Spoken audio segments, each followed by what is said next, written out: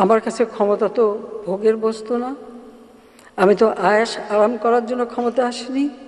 ছাত্র জনতার অভ্যুত্থানে ক্ষমতা হারানোর পর দেশে ফিরতে না পেরে বিদেশে পালিয়ে থাকা আওয়ামী লীগের সাবেক মন্ত্রী, সংসদ সদস্য ও কেন্দ্রীয় নেতারা ভারতে, বিশেষত কলকাতা এবং বিশ্বের বিভিন্ন দেশে বিলাসবহুল জীবনযাপন করছেন।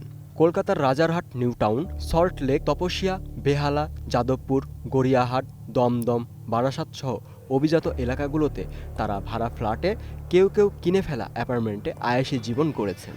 একটি দৈনিক পত্রিকার অনুসন্ধানে জানা যায়, সাবেক সড়ক পরিবহন ও সেতুমন্ত্রী এবং আওয়ামী লীগের সাধারণ সম্পাদক ওবায়দুল কাদের এখন স্ত্রীসহ থাকছেন কলকাতার ডিএলএফ নিউ টাউন হাইটস প্লাজায়। একাধিক সূত্র বলছে, তার সব খরচ বহন করছেন ফেনীর ২ আসনের সাবেক এমপি নিজামুদ্দিন হাজারী, যিনি নিজেও পাশের একটি ফ্ল্যাটে বসবাস করছেন।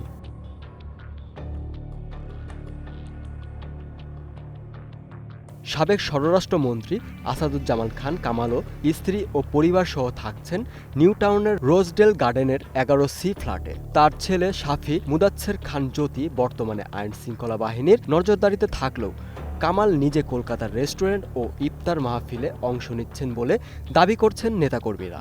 ফেনী ১ আসনের সাবেক সংসদ সদস্য আলাউদ্দিন আহমেদ চৌধুরী নাসিম পরিবারসহ থাকছেন নিউ টাউনের অভিজাত টাটা হাউজিংয়ের এভিনিডাতের ২টি ফ্ল্যাটে। কানাডার নাগরিক এই নেতা শেখ হাসিনার সাবেক প্রোটোকল অফিসার হিসাবেও দায়িত্ব পালন করেছিলেন।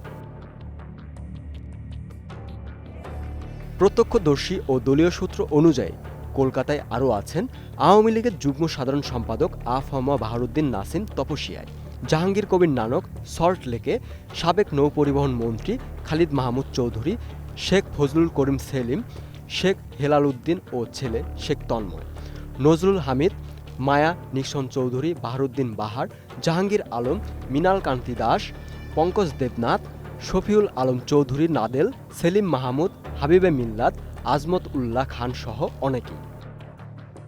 প্রতিবেদনে জানা গেছে, অনেক নেতাই ভারতে সন্তানদের স্কুল কলেজে ভর্তি করিয়েছেন, প্রতিষ্ঠা করছেন ব্যবসা বাণিজ্য। কিছু ক্ষেত্রে ভারতীয় নাগরিকত্বের উদ্যোগও চলছে। লন্ডন, অ্যাক্সেস, Newbury Park, Gants Hill, central London সহ বিভিন্ন জায়গায় অবস্থান করছেন সাবেক পররাষ্ট্রমন্ত্রী হাসান মাহমুদ, সাবেক ভূমিমন্ত্রী সাইফুজ্জামান চৌধুরী, আব্দুর রহমান, রেজাউল করিম, শফিকুল রহমান চৌধুরী, খালিদ মাহমুদ চৌধুরী প্রমুখ। হাসান মাহমুদের ছেলে লন্ডনে পড়ছেন এবং তিনিও সেখানেই পরিবারের সঙ্গে বসবাস করছেন। সাইফুজ্জামান চৌধুরী সিআইডির তথ্য মতে বিভিন্ন দেশে ৬২০টি বাড়ি কিনেছেন।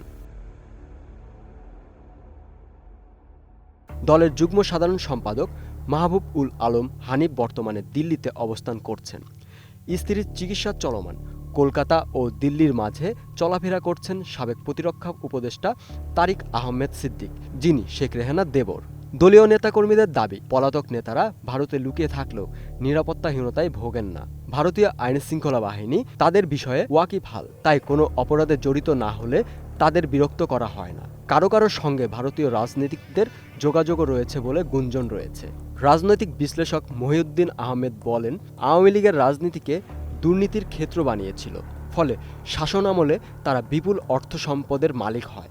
আজ দেশ থেকে পালিয়েও সেই টাকায় আয়েশের দিন কাটাচ্ছে। পলাতক নেতাদের অনেকেই নিজ উদ্যোগে সংবাদ মাধ্যমকে জানিয়েছেন, দেশে কবে ফিরতে পারবেন তা এখনও বলা যাচ্ছে না। কেউ কেউ চুপচাপ ব্যবসা বা পারিবারিক জীবনে ব্যস্ত, কেউ আবার রাজনৈতিক ভবিষ্যৎ নিয়ে চিন্তিত। দীপক পাল, ২১শে টেলিভিশন।